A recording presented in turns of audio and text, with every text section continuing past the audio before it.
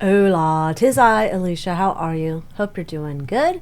We are going to look into the LA, can't even say the name of it, the LA Red Rum Mansion.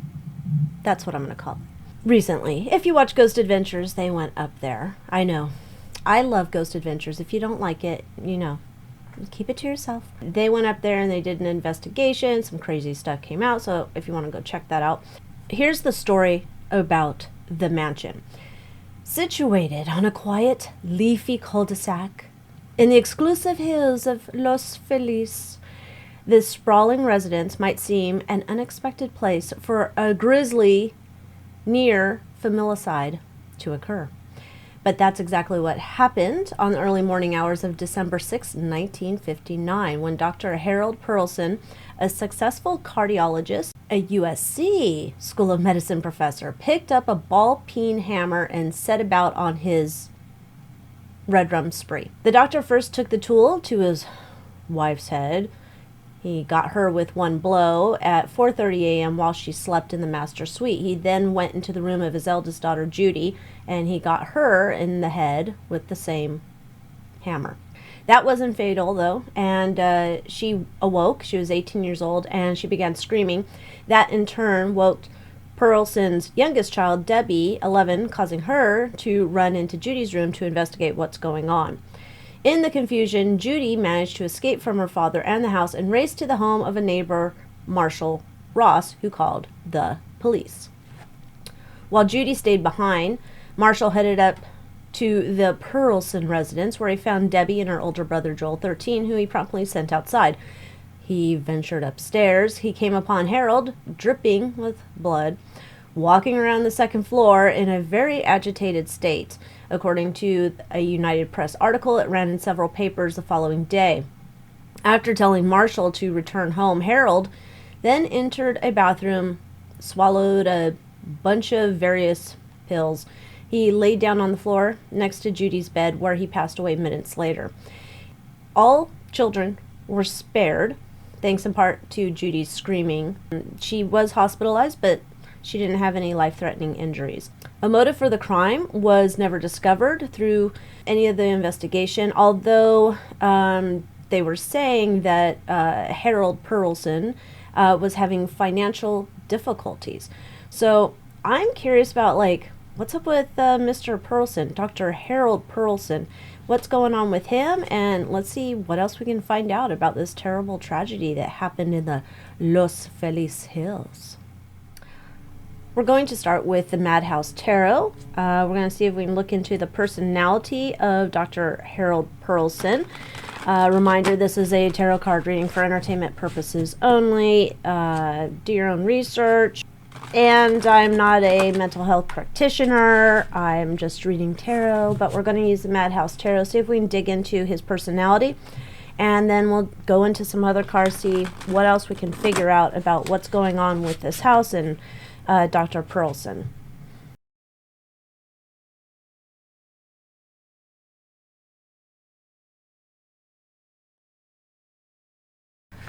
Okay, I got my cheat sheet out. Like I said in the last time, this is the second time using the deck for readings on the channel. I don't have all these memorized. I don't know that I ever will. So you know that. I took the meanings out of the guidebook so we can figure out what's going on here. So the first two cards here are generally how Dr. Harold Perlson is seen by others. We have 7 of Wands and 7 of Cups. So let's check those out. 7 of Cups, addictions of all kinds, and 7 of Wands, paranoid states, phobias, painful attachments to mother. So he has mommy issues, he's paranoid, and he has addictions. Okay. Emotional characteristics, we have El Diablo. Now, watching the Ghost Adventures episode, there was some idea, he was reading Dante's Inferno, I believe. He's reading something that I haven't read. And it seemed kind of okay. I don't know if that was inspiring him. I don't know. But let's see. We have for the devil addictions. heat of passion, desire for power, compensating for low self-esteem, and demonic possession. I think I'll take demonic possession for $200, Alec, but let's see. We have his intellectual characteristics, 2 of coins. This is always about like balancing options, but let's see. Increased S activity, hysterical behavior, desire to become center of attention. I don't know that I'd want to live with this guy. This guy is just a wild card. That's what this feels like. So at the time that this event happens, this guy is a wild card. He's erratic. He's out of control. I would say whoever's living with him would have noticed that, you know, he's not in his right frame of mind. It's like I see this guy running around with his hands like, bah, bah, like the sky is falling, like he's exacerbated. Nobody's listening to him. Oh, this is weird. Okay. Knight of Swords. This is the financial standing at the time, and that is fixation on an idea, obsession, panic attacks, rare form of phobias. This is relating to his financial standing. So he's scared. He's panicking about money. That's not good. So assuming that they were said to be having financial difficulties, I think this would confirm that. We have, where are we going next? Here. This is his life tendency, what was going to be going forward if he had survived that night. Strength. That's interesting. Addiction to unhealthy habits. So he's going to continue on to this, right? He was just going to continue on with things that were not good for him. Tell me if you've heard this before, where it's sometimes where you find that there are doctors who become addicted to medicines. I feel like that's a story before with another crime or 2 or whatever. Here's his strength. Interesting. The Hermit card. Individualism, but there's social withdrawal. So this guy's like not a personable guy, or maybe he's personable, but he's very shy. He doesn't want to go to parties. If there's parties hanging around the neighborhood, he's not going. He sticks to himself. He's just in his head all the time. Okay. His personal weakness here. 8 of Cups. Desire to take himself off the earth plane. Unwillingness to act. Deep depression. Apathy. Manipulativeness. And simulation of illness. Interesting. Okay, so he would have been, and he probably was before this, he could have been in a right frame of mind. It seems that whatever substances he was tending to indulge in seemed to get the better of him, and he would continue to take the substances, even though logically he would know that that is not the right way to deal with anything. So he would have continued down this trail, just can't help himself. The negative characteristic traits here we have is the Ace of Coins. Genius, but he's out of touch with reality, which makes sense. I think in general a lot of doctor people are smart. Not all of them, but a lot of doctor people are smart. So he's essentially a mad genius. That's a no bueno combo for certain personalities. And here is his positive personality traits here with the Page of Cups. Oh. He's susceptible to temptation, spoiledness, mild kleptomania. My goodness. He acts like a baby. He's irresponsible. How is that positive? That's interesting. How is that positive? I guess in a way, that would give perhaps someone like his wife the opportunity to think that, oh, I've met this man, he really needs me to take care of him. I guess you could spin that into a positive, but yeah. And that makes sense because he has the mommy issues going on. He was committed to taking these substances that would continue to further him into moments of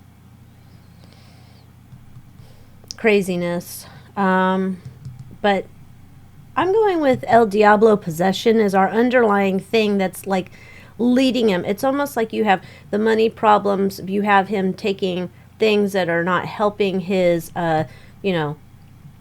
beautiful mind. And this is just all continuing, and spiraling out of control. Him running around the house. It's like frenetic energy. Just no one can calm him down.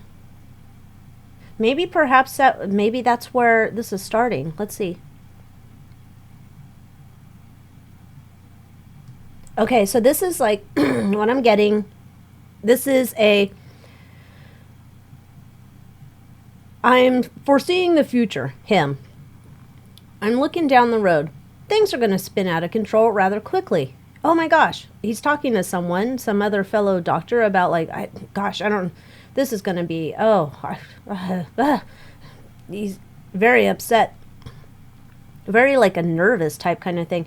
So this other doctor's like, hey, Harold, why don't you pop a whatever? Oh, do you think I'd hate to, I don't want it to affect my work. No, I give this to my patients all the time. Take this. I think this started down the road where he took one thing then started like not working enough because there's some other things we need to be dealing with.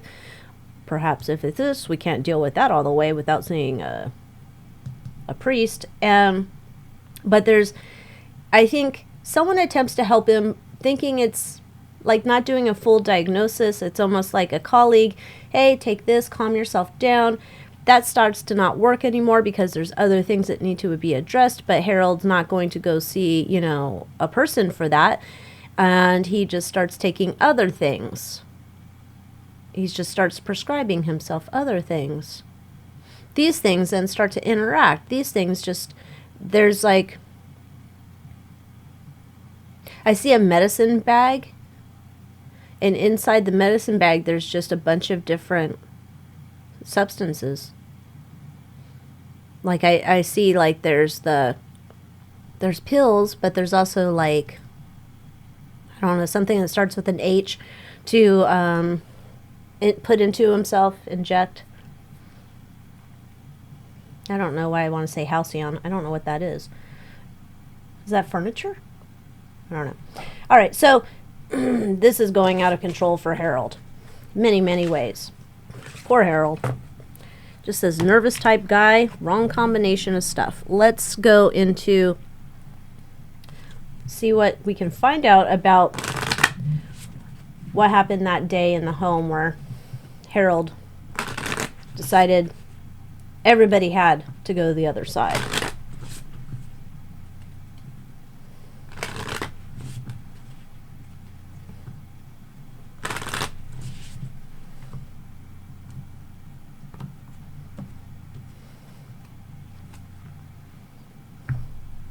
It's El Diablo.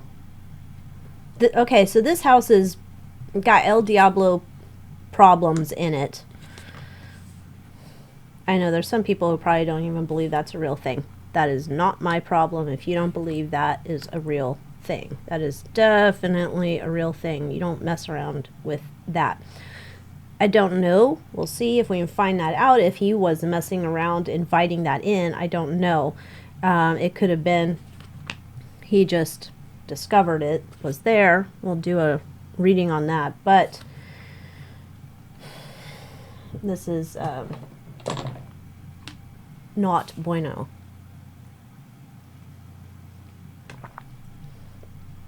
So the whole center of this is that we have El Diablo here. El Diablo is the underlying energy, the impetus for the event that happens in the mansion. He was struggling to move forward. He was struggling to make progress in his life. He was, like we talked about with that last spread, just he can't move forward because there's all these things going on in his mind. He's also got all those things in his system. he cannot move forward because this is just being essentially cock-blocked by El Diablo. There's something here mainly focused on why he went forward with this, and it's almost as if his wife was the main one he wanted to take with him to the other side. He wanted to take his wife with him to the other side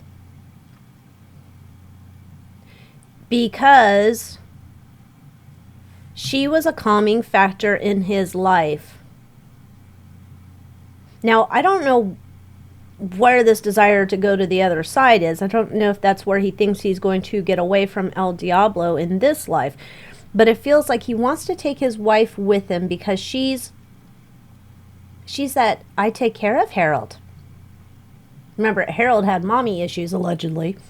And she was that type of person that would come in and kind of take care of him. He wanted to bring her along because she was that calming factor. Where she couldn't help him here in this dimension, she's going to help him on the other side. It was, wow. Perhaps Harold should have discussed this with her before he went into that. Okay, so that's where Harold wants to bring her in. He had been contemplating this for a long time. I think there was some types of rational thought peeking in, and this led to his inertia, where he's just not doing anything, and he's like, oh, logically I know this is not a good thing to do, but I gotta get away from this.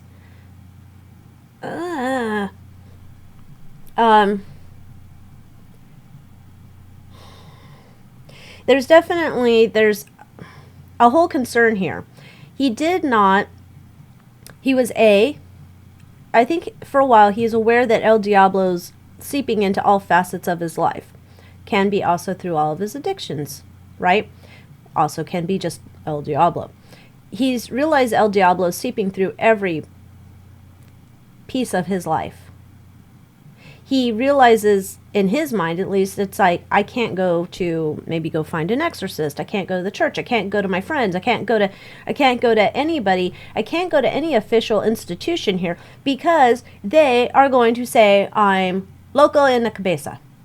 I cannot do this. I'm a doctor. I cannot do this. Harold's stuck. This is why he's brr, brr, brr. Harold cannot go and talk to anybody about this. No one's going to listen to him. It's like, you're a scientist. Come on, Harold. Come on now.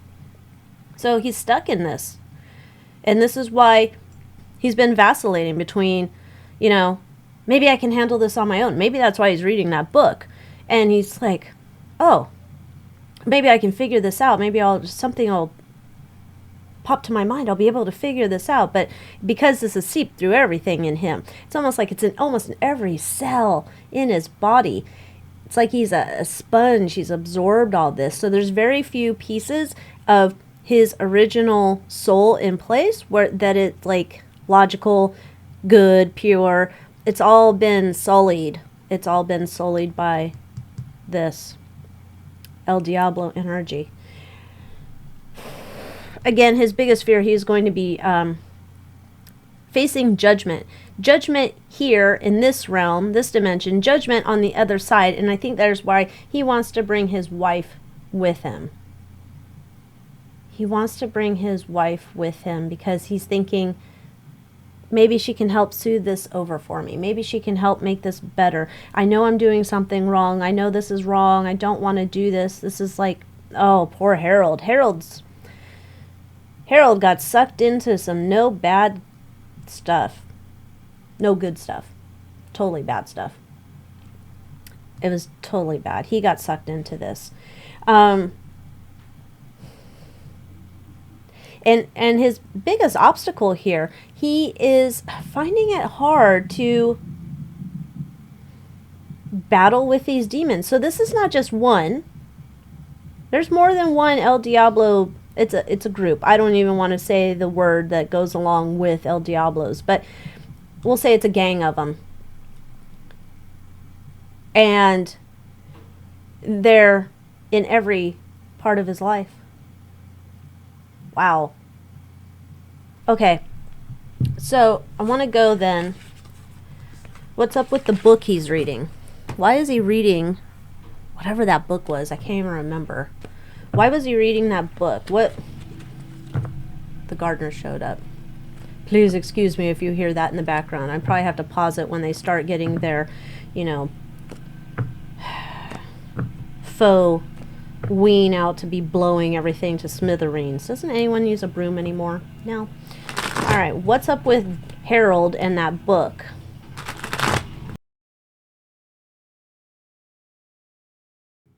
Harold's confused. He doesn't know what's going on. Harold thinks that this book somehow is like a roadmap. I don't even remember what that book was, but he thinks this book is a roadmap, that this is going to help him take control of his situation, of his life, of all of the calamity, the super bad stuff going on in his life. Somehow he thinks he's going to find the answer in this book. He thinks he's...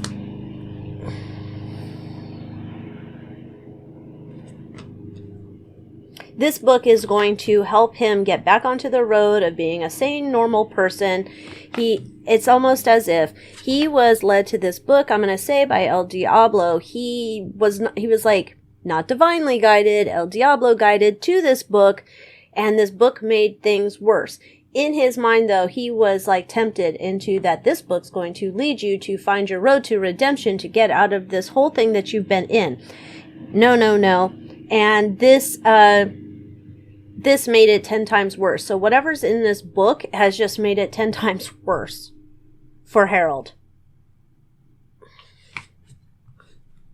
All right, now I'm curious. What's going on? Since El Diablo's there, the problem, how did El Diablo get there? Did Harold bring El Diablo home from maybe the hospital?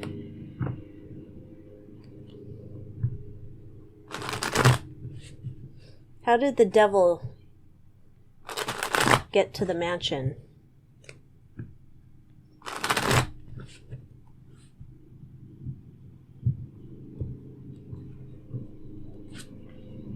It's been there for a long time.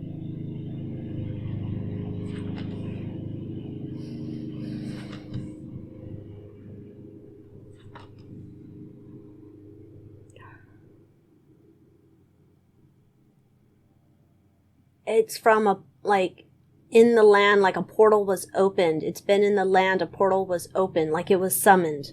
It was summoned. It's almost like if it's summoned by people, it's summoned during a ceremony, a portal is open, it's being called out. I don't know why somebody's doing that. It's like for a ritual, we're thinking this is for... I don't know if this is El Diablo worshippers here. It looks like it is. Okay, bad people at some point, ill-intentioned people. I don't know if they're trying to curse land. I don't know what this is.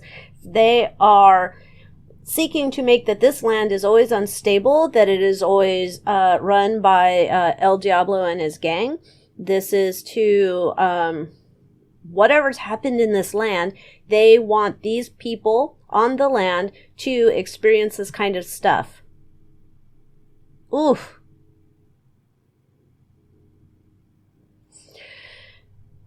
They want them to essentially give their souls to El Diablo. It's weird. It's like there's all this bad intention of summoning that. And in their eyes, they've seen this as a very good thing to do. Wow. I want to know, is this just related to the land under his house, or is this a whole neighborhood?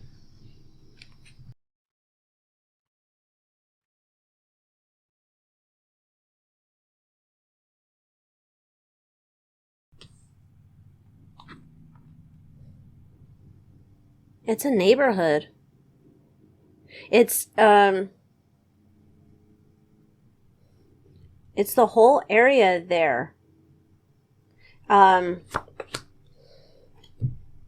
intention to create disharmony amongst that area. I don't know what that radius would be. It would be here forever doing readings, but it's that area. It was, it's like, I don't even know if this is the right term because I'm not familiar, but it's almost like that. What I would make sense is chaos magic, you know, like stirring, creating horrible things happening everywhere, like that energy that I saw with Harold earlier, like trying to make that a perpetual state of being for people in this area. Like it's just to constantly raise that. This might be why like nobody wants to live in that house. I don't know how people are living in that area, because there's obviously people living in that area. Well, let's see. Let's see if we can find out how everybody else is surviving in that neighborhood.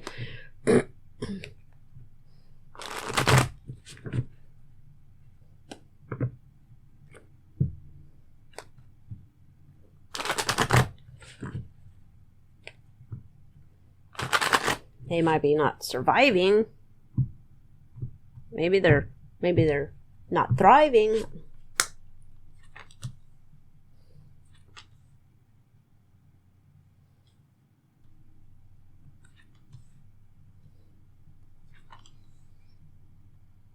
Some people are just not sensitive souls. So you know how there are some people who are just, they're not open to the spirit world, not empathetic. They don't sense anything. They don't believe in ghosts, spirits, El Diablo, any of that kind of shit. They don't believe in it. So there's certain people where they wouldn't recognize what has been affected in their lives. They would just rationally bring it down to something else. No, it is not a curse on the land. It is not. It is, you know, just sometimes bad things happen. That's it.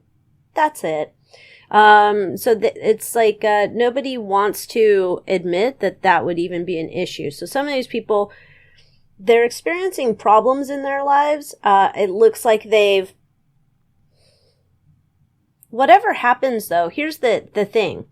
With the people in the neighborhood who experience like misfortune, when it happens to them, they tend to blame themselves or just say, Murphy's Law, things happen.